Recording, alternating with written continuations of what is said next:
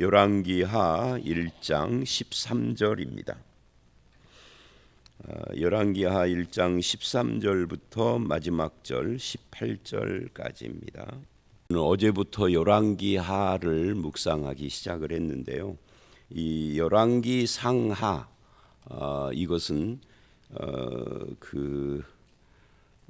사무엘 상하에 이어지는 이스라엘의 역사를 기록을 하고 있어요. 우리가 역대기하고 열왕기 내용을 보면 비슷한데요. 역대기는 어떤 책이냐면 사무엘 상하하고 열왕기 상하 이 네 권을 합해 놓은 것이 역대기입니다. 근데 열왕기는 사무엘 상하 그다음에 이어지는 열왕기. 열왕기라는 이 명칭은 여러 왕들의 이야기다. 뭐 그런 뜻이죠. 그래서 역대기하고 또 차이가 뭐냐면 열왕기는 왕들의 이야기를 중심으로 기록을 했어요. 그래서 왕들의 공과 과, 저들의 신앙 뭐 이런 것들이 중심이 되죠. 그래서 결론적으로는 이스라엘이 하나님께 범죄하고 바벨론에게 망하는 그런 내용, 하나님의 징계하고 관계되는 내용이죠. 그러니까 어떻게 보면 에레미야하고 연결된 말씀이에요. 에레미야가 예언서라면 열왕기는 역사를 기록한 것이죠. 근데 역대기는 포로에서 돌아온 이스라엘이 이제 기록한 책인데 그것은 사무엘 상하, 열왕기 상하를 합쳐놓은 것 같지만 한편 내용이 뭐가 다르냐면 거기는 왕들의 범죄라든지 이스라엘의 타락 같은 것을 최소화시키고 하나님의 언약이 어떻게 이어져 가는가 하는 것을 중심으로 역대기를 기록을 했어요. 왜냐하면 포로에서 돌아온 사람들 또는 포로지에 있는 사람들 이런 사람들을 대상으로 하기 때문에 우리의 소망이 뭐냐 하는 것을 중심으로 기록한 것이 역대기 상하인 거죠.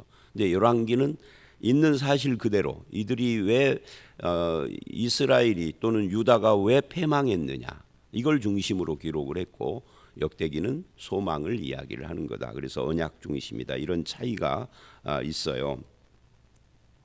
자, 이제 열왕기 하를 어제부터 우리가 보는데 열왕기 하는 뚜렷하게 그 둘로 그 문단이 나누어집니다. 첫 번째 문단은 1장부터 17장까지입니다. 이 1장부터 17장은 뭐라고 부르느냐면 이렇게 불러요. 남북 두 왕국의 공존 시대다. 남북 왕국의 남북은 남은 유다고 북쪽은 이스라엘이잖아요. 이 두 왕국의 공존 시대인데 공존 시대지만 기록을 보면 북왕국에 대한 기록이 더 많아요. 그래서 북왕국 중심으로 기록을 하는 거죠. 그리고 이제 BC 722년에 북왕국이 멸망을 해요. 그 멸망한 후에 남아있는 단일 왕국, 그게 남왕국이죠. 이 남왕국 중심의 기록이 18장서부터 마지막 25장까지입니다. 크게 그렇게 둘로 나누어지고요. 이제 18장 이후는 그때 가서 또 생각하기로 하고 1장부터 17장은 또 세 개의 큰 문단으로 나누어집니다. 세 개의 큰 문단은 오늘 금방 읽은 이 말씀을 포함해서 1장부터 8장은 오므리 왕조, 이 오므리 왕조의 대표적인 사람이 아합입니다. 아합의 아버지인 오므리가 반역을 통해서 이스라엘의 왕이 되고 그 왕조가 이어지는데 이 오므리 왕의 아들 아합이 죽었어요. 그래서 어제 말씀 1장 1절을 보면 아합이 죽은 후에라는 표현이 나옵니다. 그래서 아합의 사후에 주로 엘리사, 아합 때는 엘리야가 주 사역자, 선지자였죠. 근데 이때는 엘리사가 이제 엘리야가 승천을 하고 엘리사만 남아 있는데 이 엘리사 이야기가 중심 내용으로 나와요. 물론 아직 엘리야는 이렇게 회리바람을 타고 올라가는 그런 적인데 아직 엘리야가 있어요. 그러나 주로 엘리사 이야기가 중심으로 나오는 것이 이 1장부터 8장이다 라고 할 수가 있고요. 9장부터 10장은 에후 왕조와 남유다가 대립하는, 북왕국의 아합 시대까지만 해도 남왕국의 여호사밧과 그 자손들과의 사이에서 아주 친화적이고 서로 사돈이 돼가지고 자식의 이름을 바꿨을 정도로 아주 친하게 지냈습니다. 그게 남왕국에게는 안 좋은 현상이었죠. 그런데 이쪽에는 여호사밧이 죽고 저쪽 북왕국에는 아합이 죽고, 그리고 그 오므리 왕조가 끝난 뒤 예후 왕조 때는 남북이 대립이 심한, 전쟁도 하고 하는 그런 시대예요. 그리고 11장부터 17장은 북왕국 이스라엘의 혼란, 이제 멸망을 향하여 극단적으로 치달아가는 그 혼란스러운 상황과 멸망까지를 기록을 하고 있는 것이죠. 이렇게 해서 열왕기하의 상반부가 3개의 문단으로 되어 있다. 그 중에 우리는 지금 오므리 왕조의 아합이 죽은 뒤 엘리사의 사역에 대해서 보고 있는 거예요. 근데 아직은 엘리야가 있는 거죠. 그런데 어제 말씀을 보면 아합이 죽고 모압이 이스라엘을 배반하고 아합의 아들 아하시아가 병들었어요. 그래서 에그론이라고 하는 에그론의 신인 바알세붑에게 이 병이 낫겠는가 하고 물어보는 장면이 나옵니다. 그때 하나님께서 엘리사, 디셉 사람 엘리사가 아니라 엘리야를 그에게 이제 사마리아 왕은 이스라엘 왕이거든요. 사마리아 왕의 사자를 만나서 말씀을 전하라. 근데 그 말씀의 내용이 뭐였느냐면 이스라엘에 하나님이 없어서 에그론의 신 바알세붑에게 묻느냐라고 하는 거예요. 그러니까 이런 거고 똑같죠. 한국 기독교인들이 누가 그러는지는 모르지만 통계가 한국 개신교인의 약 20에서 30%가 점쟁이를 찾는데요. 이건 미친 것들이죠. 그건 뭐 분들이라고 할 수가 없어요. 성도도 아니죠. 미친 것들이죠. 그거하고 똑같아요. 하나님이 없어서 네가 점쟁이를 찾느냐, 이렇게 묻는 거예요. 당연한 질문인 거죠. 그러면서 네가 반드시 죽으리라 하니까 이제 이 말을 들은 왕이 화가 났어. 그래서 엘리야를 잡아와라 하고 50부장과 군사 50명을 딸려서 엘리야를 잡으러 보내는데 1차, 2차 이렇게 보내요. 근데 전부 다 올라가서 하늘에서 불이 내려와서 저들을 태워 죽입니다. 그리고 이제 오늘 말씀 13절은 세 번째로 50부장을 파견하는 그런 내용입니다.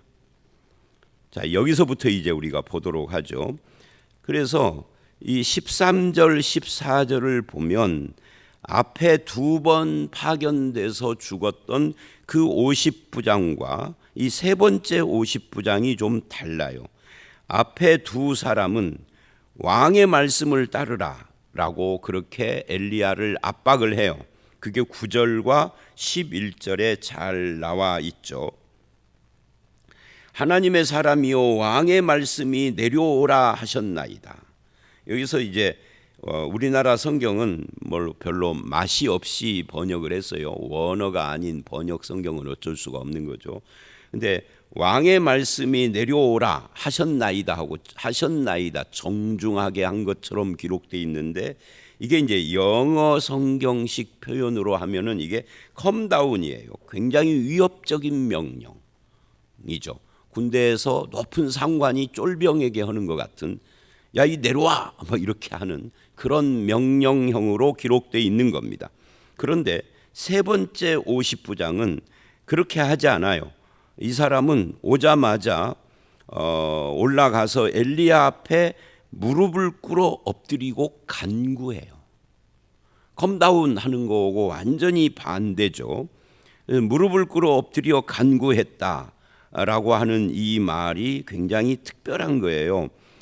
그러면서 왕이 명령하기를 내려오라고 했습니다. 이렇게 한 것도 아니고 뭐라고 하느냐면 무릎을 꿇고 뭐라고 간구하느냐, 하나님의 사람이여 생명을 귀히 여겨 주소서 이렇게 이야기를 합니다. 완전히 다르죠. 군인이 군인처럼 말하지 않고 신자처럼 말을 하는 거예요.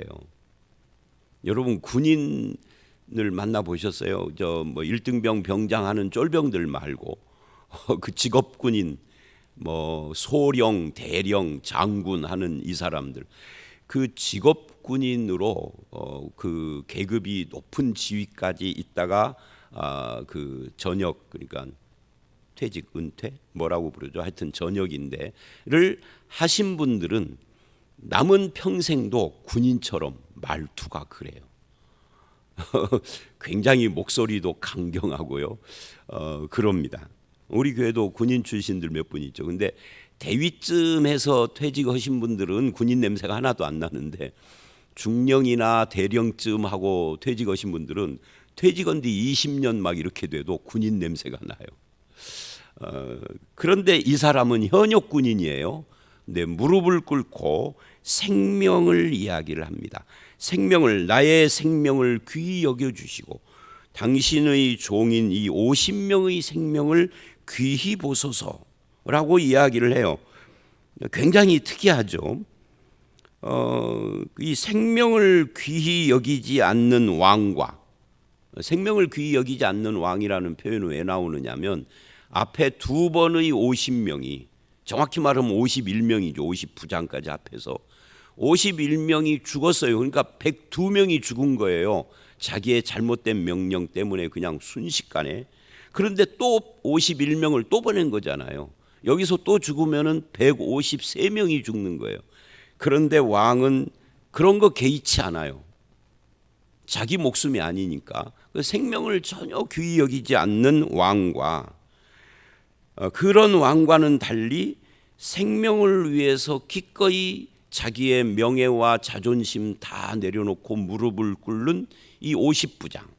50부장이니까 오늘날로 말하면 100부장 정도 되면 오늘날의 중대장인데 물론 위상은 오늘날의 중대장하고는 달라요. 100부장 하면은 지역 사령관 정도 되니까.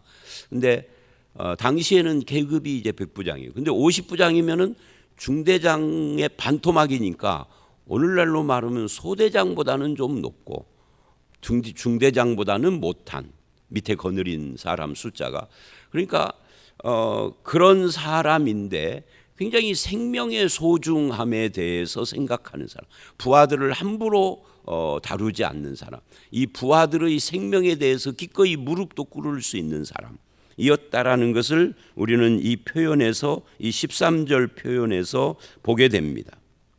그러니까 이것은 왕이라도 하나님의 사람에게 명령할 수 없음을 의미할 뿐만 아니라 생명을 사랑하지 않는 왕은 하나님 보시기에 별거 아닌 존재이지만 생명을 사랑하는 사람의 말은 하나님이 귀히 여긴다 하는 것을 알 수가 있습니다.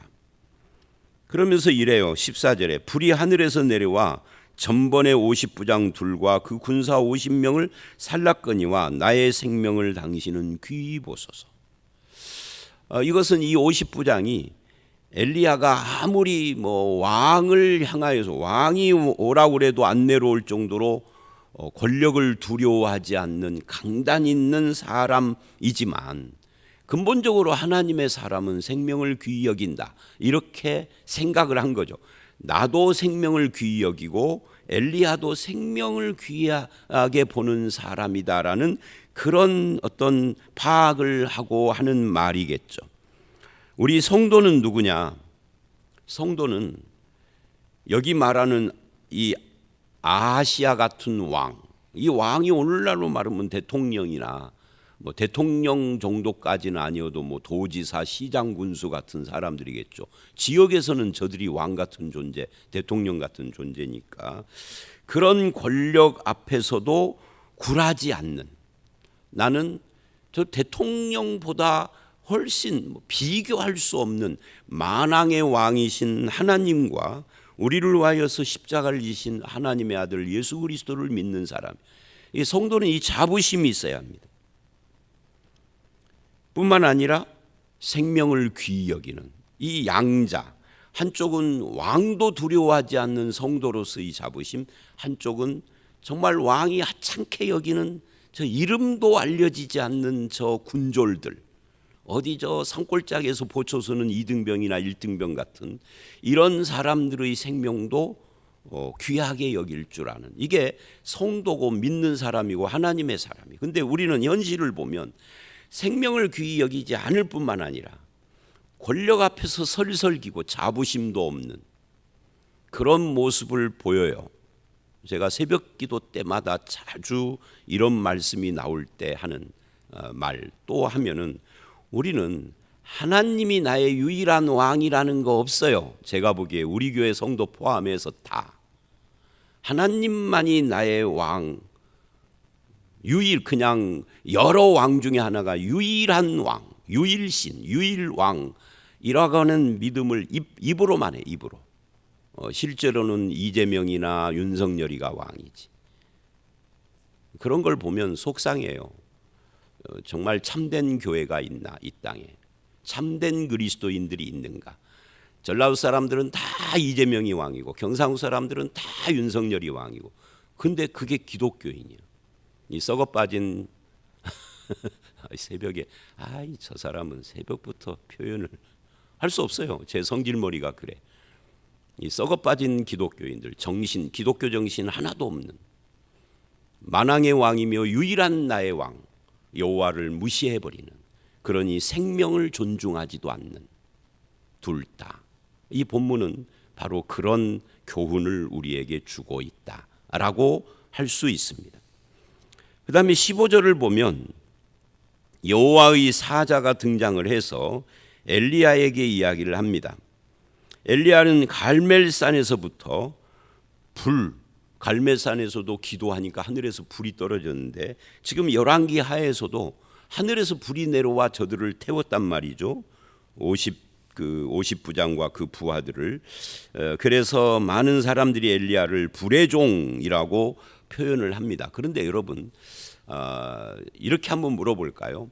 엘리야는 기도만 하면 하늘에서 불이 내려오게 하는 불 전문 강사, 강사 좀 이상하네. 불 전문 불의 종이다. OX. 정말 오랜만에 OX. 답은 우리 교회 OX는 정해져 있잖아요. 항상 X라고. X 아닌 것은 제가 OX 질문도 안 한다고요. 만약에 그렇게 그걸 O라고 대답을 한다면 하나님은 어디 가신 거죠?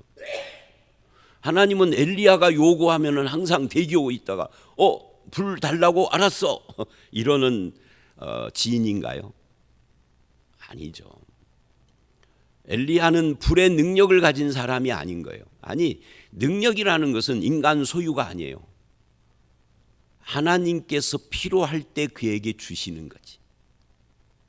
하나님이 주시든 말든 내가 늘 사용할 수 있는 능력이라는 건 존재하지 않아요. 만약에 그렇게 말한다면 하나님을 로봇이나 허수아비로 만드는 거예요. 그런 건 없어요. 근데 제가 왜 이런 말을 하느냐면, 우리 주변에는 심심치 않게 인간을 능력의 종 이렇게 표현하는 경우가 많아요. 제 신학교 동기 하나는 이 설교 시간에 언젠가 한 두 번 정도 말을 하고, 최근에도 누가복음 설교하면서 한번 언급을 했는데, 그 친구가 부흥사를 하는데 그 집에를 갔더니 아파트 문을 열자마자 이 아파트 박해문에다는 그렇게 안 해놓고, 열었는데 이렇게 문이 열리면 안쪽이 보이잖아요. 거기에다 포스터가, 자기 부흥의 포스터가 탁 붙여져 있는데, 이 시대의 엘리야 불의 종 와보라 이런 거 써 있더라고요. 그래서 가서 제가 이제 좀 마음은 씁쓸하지만 표현을 그렇게 할 수는 없으니까 농담처럼, 아니 네가 이 시대 엘리야야? 불의 종이야? 기도하면 불이 막 내려와 그랬더니, 내가 한 것이 아니고 사람들이 그렇게 붙여줬대. 야, 이 썩어 빠진 놈아, 그런 게 어딨어.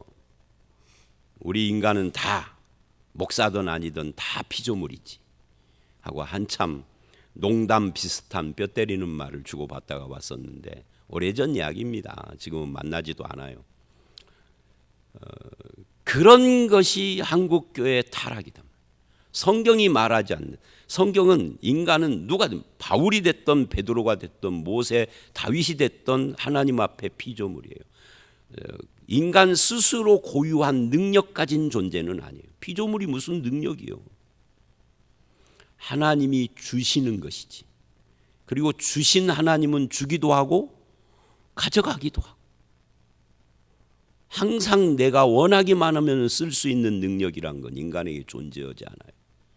예를 들면 여러분, 우리 인간은 영원합니까? 영원하지 않습니까? 영원하지 않아요. 영원한 분은 딱 한 분, 하나님 뿐이에요.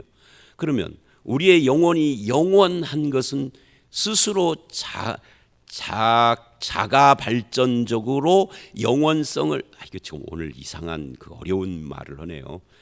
자가 발전적으로 우리 영혼이 영원성을 가지고 있어서 영원한가요? 아니면은 우리는 유한한 존재인데 영원하신 하나님이 영원히 존재하게 해주는 것인가요? 전자인가요? 후자인가요? 후자지요. 후자요. 자, 다시 돌아옵니다. 그래서 불 전문 사역자 불의 종 엘리야는 존재하지 않습니다. 아무리 인간이 기도를 하루에 10시간씩 기도를 한다 해도 무슨 능력자가 되는 건 아니에요. 오직 하나님이 필요할 때 나를 쓰시는 거죠. 하나님이 쓰시고자 해서 능력을 주시는 것이지. 그리고 그 쓰심이 끝나면 나에게 능력이 있는 게 아니라 다시 원래대로 돌아가고 또 쓰실 때 필요한 것을 주시는 것이지. 어떤 분이 지난 토요일 날 서관용 집사님, 심덕순 권사님 그 아들 결혼식에 제가 주례를 하러 서울 갔었어요. 상암 월드컵 경기장 내 결혼식장인데, 야, 참 난 상암 월드컵 처음 가봤어요. 근데 거기서 제가 아는 분을 만났어요. 서관용 집사님의 친척. 저한테 이러더라고요. 우리 교회 새벽기도, 뭐 주일 설교 이런 걸 들으신대요. 지금도 부부가 들으신가 봐요. 이것도 들으시겠죠. 저보고 뭐라고 그러시더라? 서민이라고 그러던가 뭐라고 하던가, 하여튼 목회를 그만두고 이제 목사라는 직분을 내려놓고 은퇴를 할 거 아니에요. 그때 만나십시다 이러더라고요. 그 말을 한 두세 번을 하더라고요. 그래서 제가 그럽시다. 내가 이제 목사를 그만두고 서민으로 돌아가면 한번 초대하겠습니다. 또는 내가 가겠습니다. 그랬는데, 여러분, 목사라는 직분도 은퇴한 후에도 만나면 목사라고 불러는 주겠지만 엄격하게 따지면 목사가 아닌 거죠. 은퇴를 했는데 무슨 목사예요? 그냥 성도인 거죠. 성도. 자, 그래서 인간에게는 무슨 능력이나 어떤 것들이 고유하게 자기 것으로 있는 건 아니다. 하나님께서 하시고자 할 때 쓰시는 거다. 그래서 여호와의 사자가 불을 내리게도 하시고, 이 구약에서 여호와의 사자는 성육신 이전에 예수님을 말하는 거예요. 15절처럼 불 대신 생명을 주시기도 합니다. 그게 하나님의 선택인 거죠. 그래서 우리는 하나님 앞에서 겸손해야 돼요. 인간을 높이면 안 되는 거죠.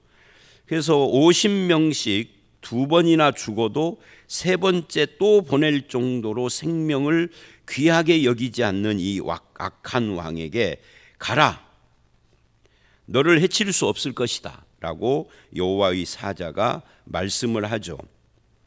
그렇게 가는 것이 죽음일 수도 있는데 엘리야는 일단 순종을 해서 가는 겁니다. 기독교인들이 늘 기억해야 할 것, 가장 중요한 것은 순종이다. 근데 뭐에 순종을 하느냐? 인간에게 순종하는 것이 아니라 하나님과 하나님의 말씀에 순종하는 삶을 살아야 된다. 어떤 단체에 순종하는 것이 아니라 하나님께 순종하고 말씀에 순종해야 된다. 그래서 16절 말하되 여호와의 말씀이 네가 사자를 보내 에그론의 신 바알세불에게 물으려 하니 이스라엘의 그 말을 물을 만한 하나님이 안 계시냐? 가서 이제 엘리야가 아하시야에게 하는 말이에요. 그러므로 내가 그 올라간 침상에서 내려오지 못할지라 네가 반드시 죽으리라 하셨다 하니라. 이스라엘에게 물을 만한 하나님이 안 계시냐? 너는 마치 하나님이 없는 것처럼 사는구나, 그런 이야기예요. 그렇다면 우리는 믿는 사람으로서 하나님이 계시는 것처럼 사는가? 우리의 말과 행동과 생각과 우리의 마음과 이런 것이 정말 하나님이 있는 삶을 사는가를 물어야 돼요. 이걸 이제 옛날 우리 그 선배들은 코람데오, 신전 의식이라고 그래요. 하나님이 있는 것처럼, 하나님 앞에 사는 것처럼 살아야 한다. 그래서 베드로전서 4장을 보면 말을 할 때도 하나님이 말씀하는 것처럼 하고라고 그렇게 이야기를 하는 겁니다. 또 어떤 봉사를 하고 할 때에도 하나님이 주시는 힘으로 하는 것 같이 하라. 베드로전서의 이야기예요. 이것이 우리가 해야 할 사명인 거죠. 하나님이 안 계신 것처럼 사는 사람과 하나님이 계신 것처럼 말하고 행동하고 사는 사람, 이게 신자냐 불신자냐가 갈라지는 거죠. 근데 기가 막힌 것은 교회를 다니는 성도들도, 성도만이 아니에요. 목사나 장로나 권사들도 그들의 언행을 보면 하나님이 안 계신 것처럼 사는 분들이 많지는 않아도 없지도 않아요. 그게 참 슬픈 일인 거죠. 그리고 이제 16, 17절 말씀대로 됩니다. 왕이 엘리야가 전한 여호와의 말씀대로 죽고 아들이 없으므로 여호람은 이제 형제예요. 이 그를 대신하여 왕이 되니 유다 왕 여호사밧의 아들 여호람의 둘째였. 여러분 이거 보세요. 북왕국 왕도 이제 여호람이에요. 근데 남왕국 왕도 여호사밧의 아들 여호람이 왕이에요. 이게 무슨 말이냐면 아합하고 여호사밧이 둘이 얼마나 친했는지 사돈이 돼가지고 애가 태어나니까 상대편 아들의 이름을 내 손자의 이름으로 짓고, 또 저쪽에서 아들이 태어나니까 그 아들을 사돈네 삼촌, 그러니까 내 신부의 오라비 이름을 따서 아들 이름을 짓고, 그래서 아합과 여호사밧 시대를 보면은 이게 아들들이 교차로 이름을 써요. 얼마나 친했으면 그러겠어요. 여러분은 사돈네 집 아들이나 손자 이름을 여러분의 아들이나 손자 이름으로 쓰겠어요? 아무리 친해도 그렇게 않잖아요. 그 정도로 친했어. 그래서 여호사밧이 믿음의 사람이지만 그 부분은 실수를 크게 한 거죠. 그래서 유다가 멸망지경 직전까지 가요. 아달랴라는 여자가 등장을 하고. 그래서 이 교제를 함부로 하면 안 됩니다. 교제는 예수 믿으니까 다 사랑해가 아니라 분별해야 돼요. 하나님 있는 것처럼 사는 사람과 없는 것처럼 사는 사람 분별해서 교제해야 돼요. 아무리 같은 교회 교인이라 할지라도 저 사람은 집사인데 말하는 거나 마음 쓰는 거나 행동 거지가 하나님 없는 것처럼 살아. 그럼 가까이 안 해야 돼요. 무조건 사랑하는 것은 분별 없는 태도예요. 자, 어쨌든 바로 그런 이야기를 해요. 그래서 말씀대로 이루어졌다. 말씀은 허투루 그냥 허공으로 날려지지 않는 겁니다. 반드시 말씀은 이루어집니다. 그래서 말씀을 불방망이라고 표현을 하죠. 히브리서 1장 3절을 보면 이 말씀이 만물을 붙들고 있다 그래요. 이 만물 속에는 나도 들어가요. 우리의 인생을 창조한 것도 하나님의 말씀이고 그 창조된 만물을 붙들고 있는 것도 하나님의 말씀이고, 예수님이 재림하시면 심판할 때도 말씀으로 한다 그래요. 이 말씀이 굉장히 중요합니다. 그런 의미에서 저와 여러분은 하나님의 말씀에 내 인생을 걸고 순종하는 사람인가? 말씀에서 위로받고 말씀에서 기쁨을 얻고 말씀에서 소망을 얻고 말씀에서 힘을 얻는 그런 삶을 사는 것이 신자다 하는 것을 알 수가 있습니다. 오늘 말씀은 여기까지입니다. 생명을 귀히 여기는 하나님의 사람, 그 다음에 인간은 피조물이다. 그리고 또 한 가지는 말씀에 순종하는 엘리야. 그러나 하나님이 없는 것처럼 사는 아하시야. 하나님이 있는 것처럼 사는 사람은 말씀을 사랑하고 순종하는 삶을 산다. 생명을 귀히 여긴다. 그리고 어떤 권력 앞에서도 당당함을 잃지 않는다 하는 이런 것들을 정리할 수 있습니다. 저와 여러분의 삶이 하나님의 사람으로서의 삶이 되어지시기를 주의 이름으로 축원합니다. 함께 기도하겠습니다. 하나님 아버지, 그렇습니다. 생명을 귀히 여기지 않고 하나님의 백성이지만 하나님께 물으려 하지 않는, 하나님 없는 것처럼 사는 왕 아하시아와 생명을 귀히 여길 뿐만 아니라 하나님 면전에 산다라는 의식을 가지고 권력에 굴하지 않고 또 말을 하거나 행동을 하거나 늘 말씀에 순종하는 엘리야, 이 둘 중에 우리가 누구를 따라야 할 것인가를 살펴봤습니다. 우리도 하나님의 사람이 돼서 자부심을 갖게 하시고 생명을 사랑하게 하시고 말씀을 순종하게 하시고 우리를 통하여서 하나님의 영광을 드러나며 사람이 구원받는 열매가 맺어지는 그런 삶을 사는 성도가 되게 하시기를 간절히 바라올 때 예수님 이름으로 기도드려 싸움나이다. 아멘.